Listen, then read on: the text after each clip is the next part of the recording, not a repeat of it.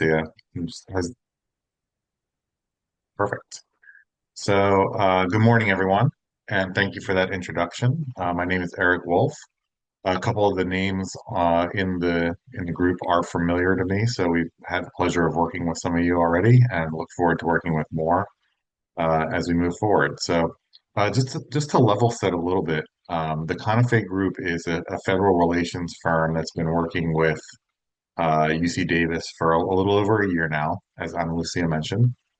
And really, with regard to faculty, our responsibility is helping you to navigate the federal government to look for opportunities where maybe you hadn't looked previously, or maybe you were even aware of these programs, had submitted before, either had success or not had success. But really, our goal is to help decipher these programs, look for opportunities that are aligned to your research, and see if we can help diversify your portfolio. This is the first in a series of two presentations. This first one is going to focus specifically on cancer programs within the congressionally directed programs. And the follow-on one, which is next week, is going to focus on neurodegenerative diseases that are aligned within the congressionally directed programs. So there will be some overlap between the two, but there will also be some obviously unique aspects to both in terms of the focus of the discussion. So without further ado, um, why does the military care about research and medical research specifically in general? The Department of Defense, I think the sort of obvious one are solutions that are needed to directly address warfighter health. So, optimizing performance, treatment in operational settings, uh, uh, preventing infectious diseases in all parts of the world where service members are deployed, um, and then return to duty following an illness or injury. The other reason is solutions that are needed for the military health system. And I'll talk about that momentarily. But the third, which is not as commonly known, is when they're sort of told by Congress to do certain things. And some of these directions are very military specific. There are appropriations often that are generated that are focused on things that might be obvious: traumatic brain injury. I mentioned infectious diseases, performance optimization, and health. But there are some that are not as common. And that's where sort of this discussion falls today within cancer programs that are directed directly by Congress. So I alluded to the military health system, and I think this will help understand one of the reasons, at least, why Congress thinks that some of these programs belong within the Department of Defense funding lines. Along with the 1.4 million active duty service members and the over 300,000 reserve personnel, there are almost 10 million total beneficiaries who receive care within the military health system. And these include spouses, children, retirees, sometimes parents, dependent parents of service members. And this happens across the world. And all of these patients are treated through the TRICARE healthcare plan, which is sort of the third-party payer that exists within the military health system. So right away, you can see sort of opening the aperture for who receives care, the demographics that are sort of well outside what you might envision a traditional service member to be in terms of age, in terms of stage of life. And then finally, I'll add that there obviously are going to be certain exposures throughout military duty which might predicate service members to be more um, uh, likely to get certain cancers. So that's another reason why there is this sort of push. One of the reasons why there is this push to execute funding in this way. So, what is CDMRP? So, the congressionally directed medical research programs actually originated with a cancer-related program. This was back in 1992, and this was a program that was focused on breast cancer. And basically, what happened was there was a group of lobbyists across the country. Specifically, these lobbyists were had amongst their members spouses of Congress people at those times who were especially interested in breast cancer and thought that the NIH was not doing enough in terms of translation and clinical research in the breast cancer space. And the DoD is well known for the execution of more translational and clinical research, and also sort of post-clinical research, and I mean like health services and monitoring and things like that, just based on nature. So again, the DoD has for warfighter specific needs has specific priorities they're trying to achieve, and really in that specific military funding has always focused on translational and clinical research to get products to market. So the way this sort of played out was that Congress appropriated a portion of funds to be executed through the Department of Defense, and they created this congressionally directed medical research programs in the area of breast cancer. So that program is actually the longest running and longest standing program at CDMRP. It's worth discussing a little bit how the money flows, um, because the DoD is sort of its own entity. And the way that money flows down to the congressionally directed programs is obviously an appropriation by Congress. Then it flows through the Secretary of Defense and eventually through the Defense Health Agency. And this is important to know because when I get to a later portion of this discussion, and you understand each of these respective programs, cancer programs, and how they are managed, you'll start to see that there are military specific clinicians, there are military specific program managers that represent some of these programs and have a voice in how they're executed. And that's important to know that they're all sort of part of this construct. And then more specifically, as you sort of break it down, there is a science division that is dedicated to these sort of warfighter specific needs, and then there's CDMRP on the other side.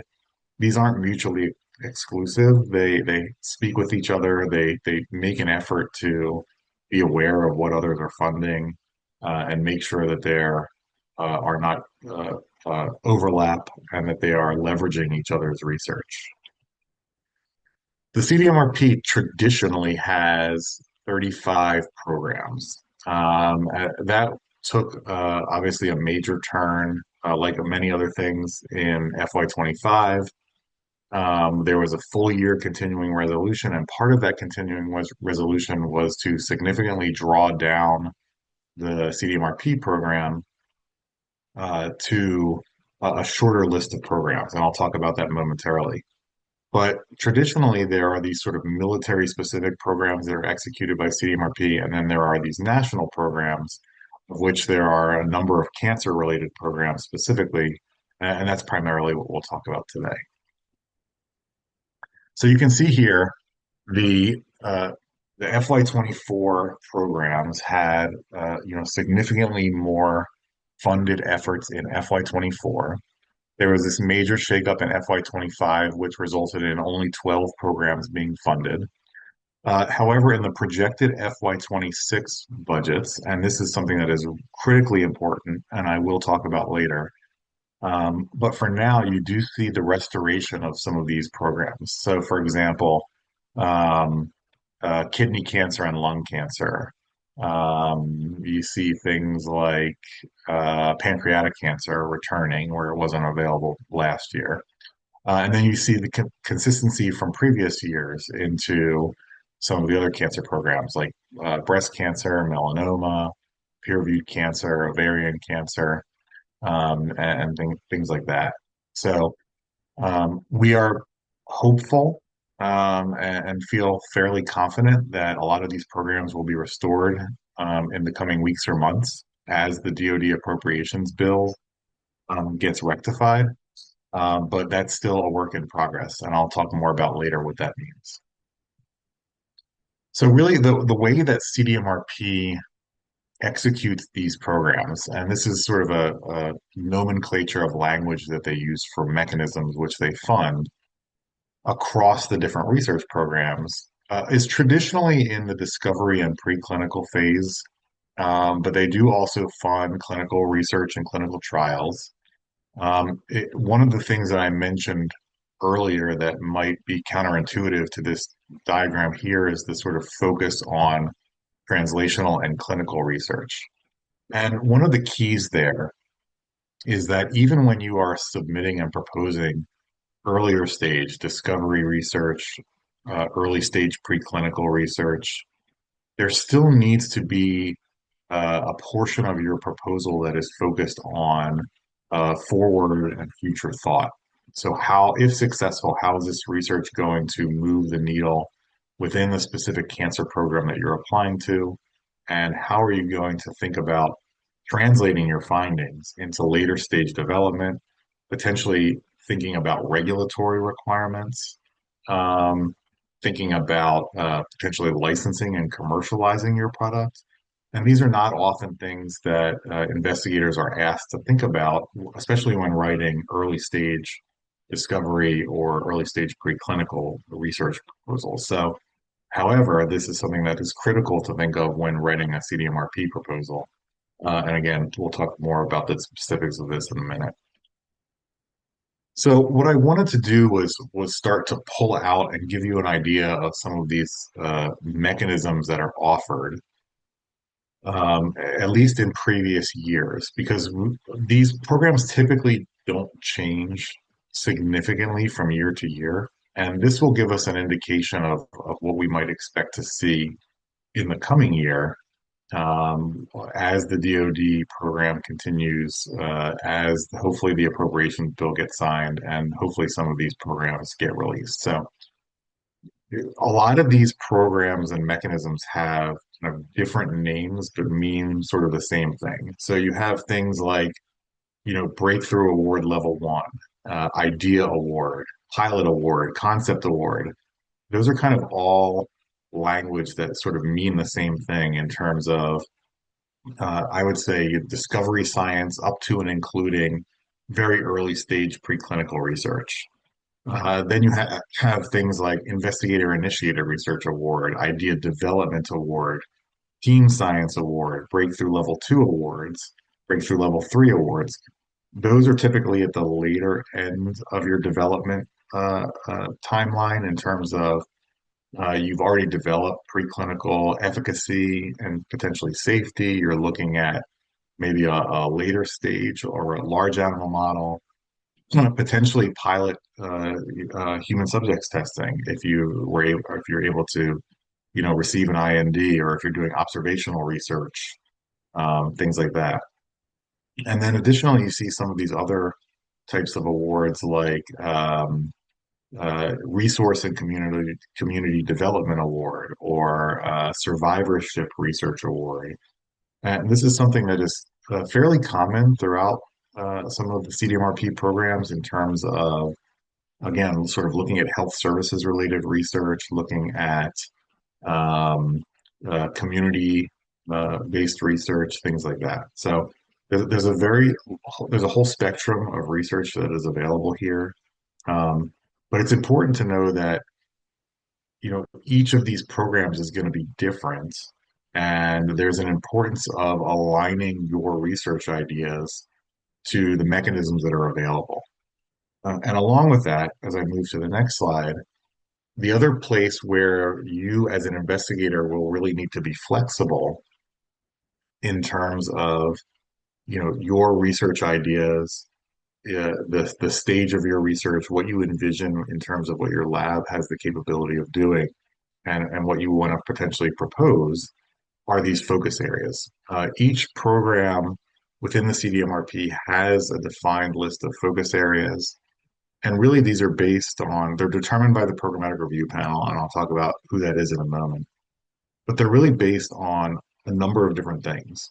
They're based on current state of the science, if there is a military specific need for that particular cancer type, if there are gaps in funding from other sources of funding, but other agencies within the federal government, foundations, and then also portfolio balance. So sometimes focus areas can change. Research mechanisms, as I mentioned previously, can also change based on, if there was a large bolus of, early stage research awards that were awarded in previous years, maybe following years might look more toward translational research to try to take some of those ideas and move them along the research spectrum.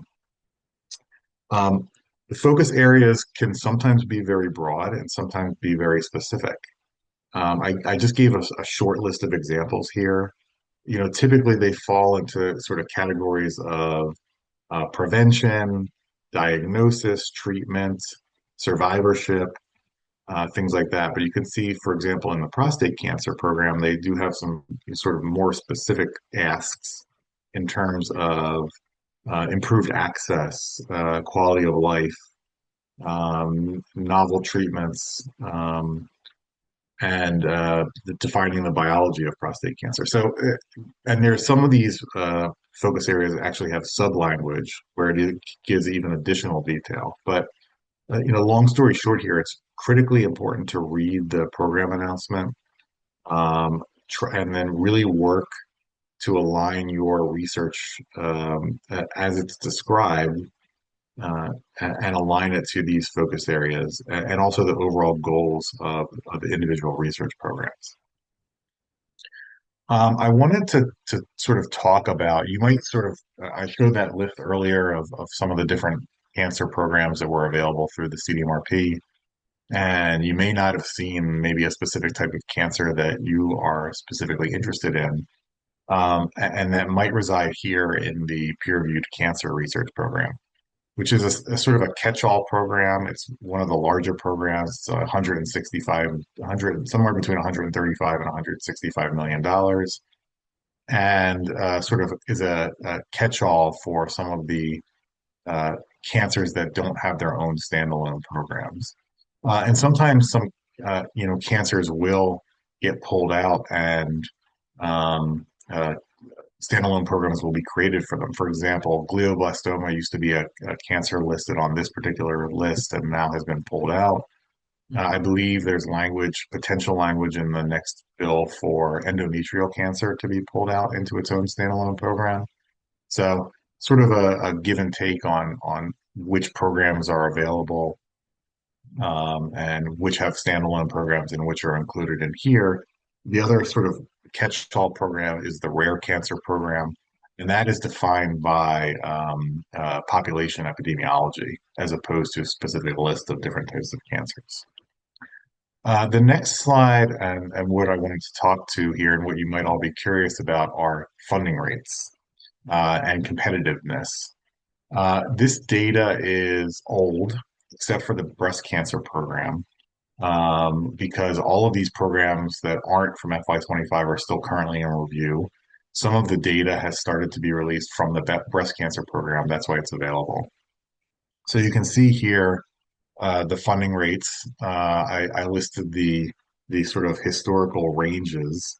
And the ranges are based on the different mechanisms that are available. And you can see things like 50% in some cases. That usually means it's maybe like a large scale clinical trial where maybe uh, you know, two applications were submitted and one was funded. Or sometimes they have found um, sort of program level awards, where again, very, very few applications are submitted, but also very few are funded. That's sort of where you see these really high percentage marks. I think the average funding rate gives sort of a better indication for sort of the overall, um, funding rates of these respective programs. This can be meaningful if, for example, you have, say, a platform technology that could be expressed and investigated amongst different types of cancer. So, for example, you might want to choose to submit against the ovarian cancer program as opposed to the breast cancer program, just based on the number of submissions they receive, um, uh, the number of projects they fund, even though the ovarian cancer program has significantly less overall funding compared to the breast cancer program. It's just sort of the way it goes. The breast cancer program is one of the most competitive, if not the most competitive, amongst the CDMRP programs. It's hard to say the glioblastoma is the most competitive because, as I mentioned previously, it used to be lumped into the peer-reviewed cancer program, and last year was the first year it was offered. So it was a brand new program. They still got 200, almost 300 applications. So um, sort of somewhat nuanced in terms of these numbers. And let me just add real quick that this is meant to provide a very high level overview. And as when we work with individual faculty members, we really start to talk about individual projects. We can break down these numbers even more, talk about some of these strategies involved in submitting, and then how to best position yourself. Okay, so I wanted to talk a little bit more specifics now about how to apply, what the nuances of actually making an application to the CDMRP are. Um, as I mentioned, uh, programs within the CDMRP are year of execution programs. And what that means is that, the programs from FY25 are currently being evaluated. And the programs for 26, FY26, have not yet been released. And each of these years, even though they exist within the same sort of program, breast cancer, kidney cancer, prostate cancer, etc., are their own each individual year. And that means a number of different things. It means that typically money is executed all at once. So they fully fund research projects. It means that this money is 2 year money, which means the federal government has 2 years to obligate it. And what that means is that, as I mentioned, the FY25 programs are being adjudicated now and the money has to be outside the government by September 30th of 2026, so this coming year, which means that when this year's money gets released and these programs are announced, that there'll be sort of a 1.5 year cycle until the money actually arrives. Sometimes a little bit shorter than that, but it's best to sort of plan that far in advance. Um, because the money is expressed like this, and because the sort of the goals and the overall priorities of these programs come directly from congressional language, uh, there are no program managers that are associated, or program officers, maybe is a better term, associated with these programs that you might experience with, say, NIH programs. So really, the onerous here is to read the program announcements that are provided in detail, use the information from the website that is available to you to decipher the meaning of those program announcements, and then do your best to align your research ideas to these program announcements. And that means the impact, the mechanism, focus areas, in order to put your best foot forward in submitting one of these proposals. And I'll talk more about that momentarily and what some of the information is that's available to you outside of the actual program announcement. But CDMRP in general, because they don't have access to talk through your idea, talk through your specific aims, and see if it's aligned, they do a pretty good job of trying to provide investigators as much information as possible so that they can adequately respond to these programs. So as I mentioned, just wanted to walk through a little bit like what the CDMRP website looks like and how you can leverage some of the information on it to sort of decipher what the meaning is of these and write your best proposal. So each of these programs has their own sort of web page where there's additional information provided. There's a lot of information provided including recent applications that were recommended for funding rates. As I mentioned, the makeup, the roster of the programmatic review panel, the makeup and the roster of the peer review panel. Um, there's There's webinars that provide additional information on, how to apply, tips and tricks. I mentioned some of the archives that have historical information in them. There's opportunities to participate in peer review panels, and also you can subscribe to specific individual opportunities so that you can be aware of when some of these are released. So when you're submitting a proposal, and I've alluded to some of this over the course of the presentation, but really the reason why these programs this funding is expressed and executed through the Department of Defense is to develop solutions. Um, so there are opportunities throughout your proposal to do a couple of things that sort of help you speak the language of these sort of unique DoD programs that are focused on cancer.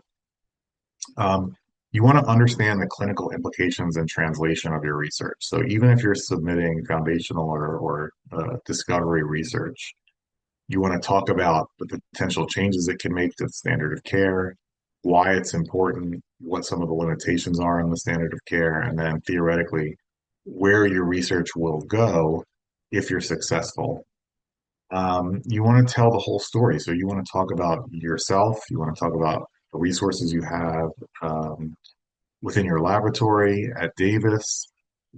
This could mean if you are a basic scientist, you could talk about clinical resources that you have in terms of defining the impact and the problem. You could talk, if you're a clinician scientist, you could talk about access to basic scientists and vice versa. So you also want to talk about and leverage your obviously existing and prior research, not just from Department of Defense, but from other agencies, and how this sort of all of your research funding comes together to help solve the problem of what you're trying to achieve.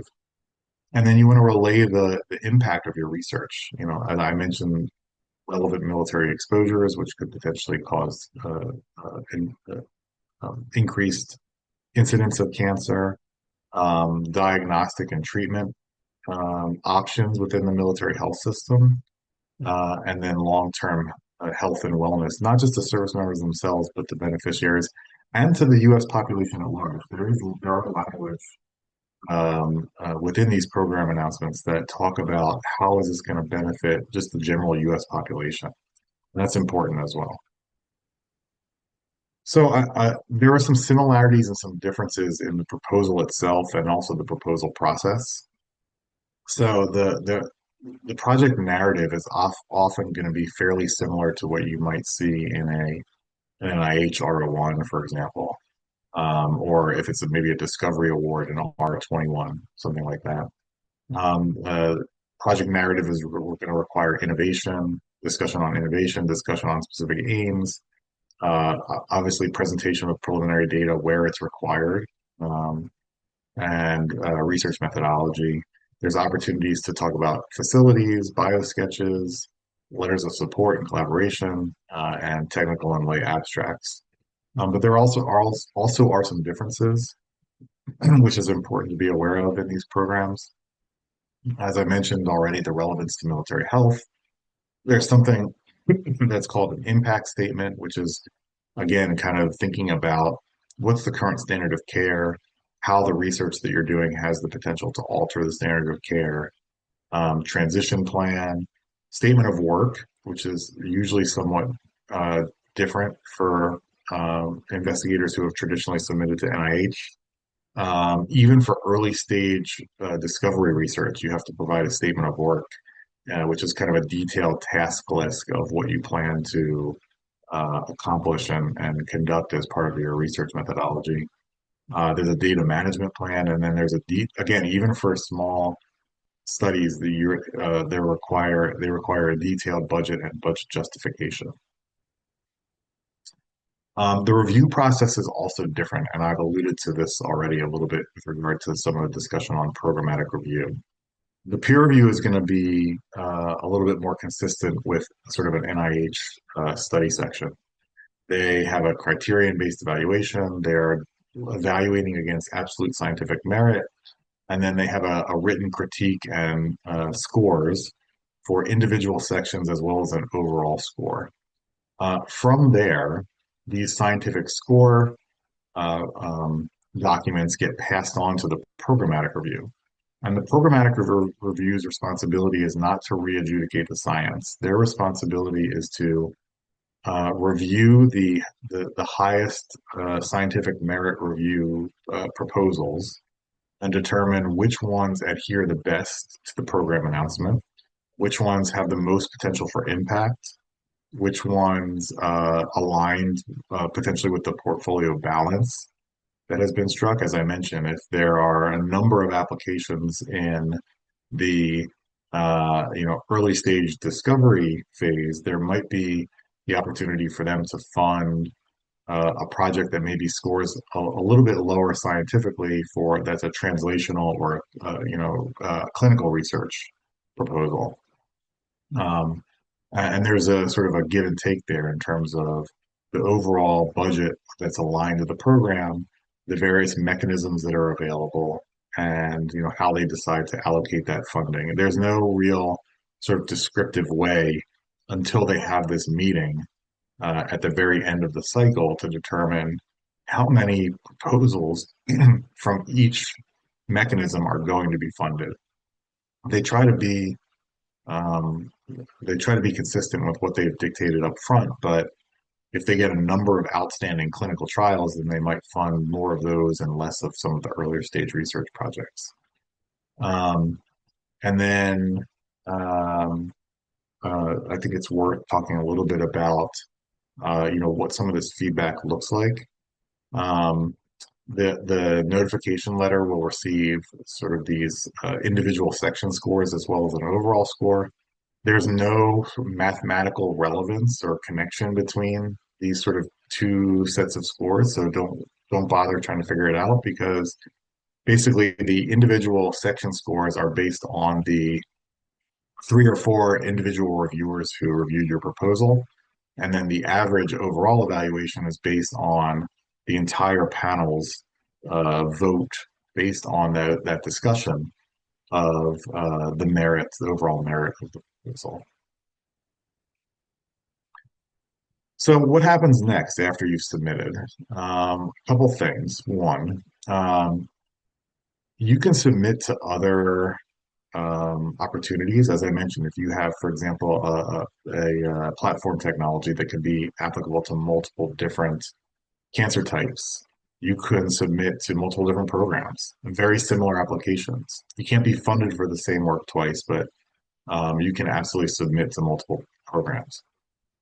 If you find yourself receiving a notice of funding that is not recommended, and as I mentioned, these are year by year programs, and we're now sort of moving on to the next year. Um, because these are year of execution programs, they don't have standing panels and they don't have dedicated sections to respond to reviewer comments. But you can allot some of your proposal, specifically within your narrative, to respond. I do recommend doing this, even if it's just something simple that says, thank you for your comments. We appreciate the guidance. We have made these specific changes throughout the document in order to be responsive to the comments made by the reviewers, and we think this makes the science better.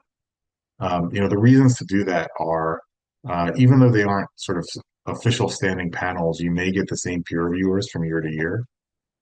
Even if you get different peer reviewers, they'll appreciate you making changes based on their peers' recommendations. And as I mentioned, depending on the length of the narrative, this can be a quarter of a page, a half a page. Really, you just want to acknowledge that you made changes and maybe point to some of them where they occur in the document, and that you're being responsive. And then finally, I just want to talk a little bit about how we can help. As I mentioned, there's a ton of information here. I just sort of glazed over a lot of it. Um, each of these programs is unique. Each of these programs, has language that are listed within the program announcement where you'll need to read between the lines. We can help with some of that. We can help you in sort of translating your ideas that to align as best as possible to the focus areas, to help discuss what the relevance of your research is, especially within the context of the military health system, without over exaggerating, which is perfectly fine and encouraged actually. For example, there certainly are not going to be as many kidney cancer patients within the military health system as there are going to be, musculoskeletal injury or traumatic brain injury patients within the military health system, and that's okay. Again, this research is meant to translate more broadly than that, and also, again, it's important to know that, you know, any service member that walks through the door of any clinic in the military health system is supposed to receive the best care possible. So making improvements even for individual patients or small groups of patients is still very valuable. And we can help you sort of relay that and express the importance of your research to the military health system and beyond. If there are partnerships necessary, we can help with that, advise on programmatic alignment and need. Um, yeah, and really just talk through your idea and see where it fits best. As I sort of mentioned previously, because of sort of the restrictions on amount of funding available, funding lines, mechanisms that are offered from year to year, and focus areas that are offered from year to year, there may not be a perfect fit. And we'll obviously try to be honest with you or try to help you sort of realign or, um, um, you know, frame your research in a way that really best fits to these focus areas and mechanisms that are being offered. So that's all I have in terms of slides. Let me stop sharing just so I can see everyone and see if there are any questions that are available.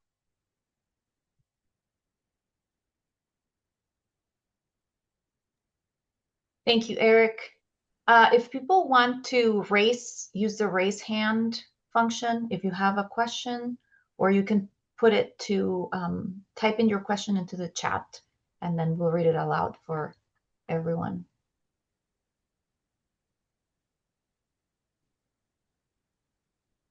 Honestly, I think it's maybe worth talking about sort of the process if someone does want to contact us. Absolutely. Go ahead, please.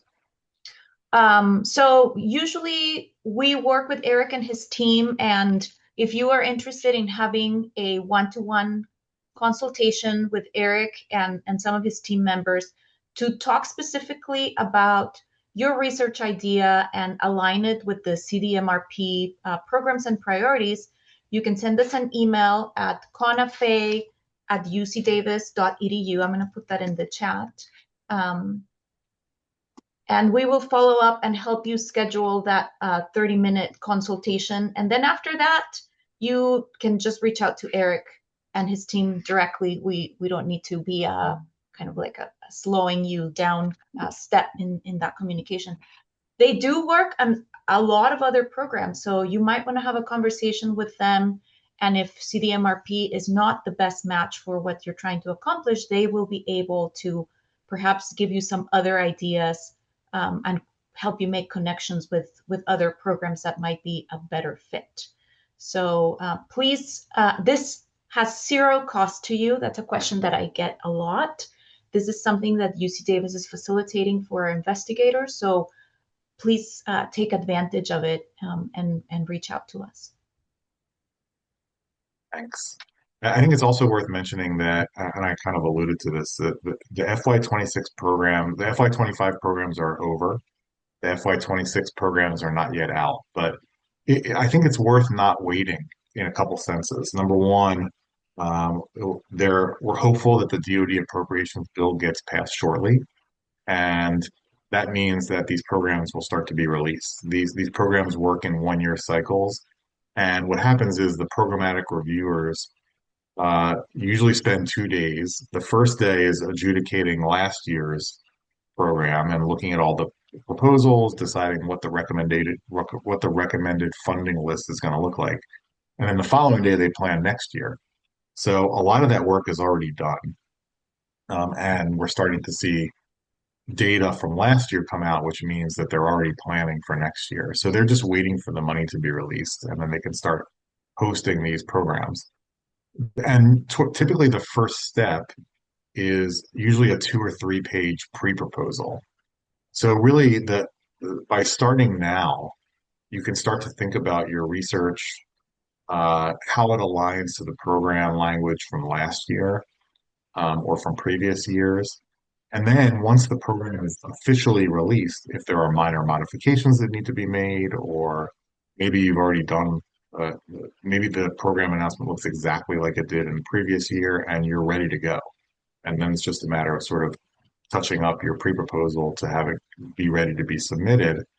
I think that's a good strategy in terms of in concert to or in lieu of waiting until the program announcement is released and then trying to be reactive to it. So I think there's opportunities to start thinking about this now for the upcoming year.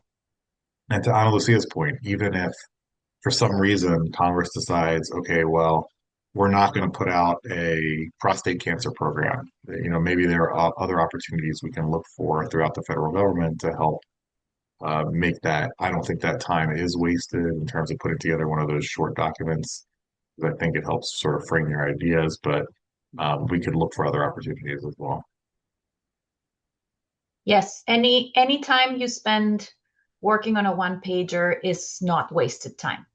And I know that last year we had kind of a mad rush at the last moment of people who realized CDMRP was open and funding, and so a lot of people decided to go for it. So we're just inviting you to start early, and then if you decide to apply, you can then make that last push.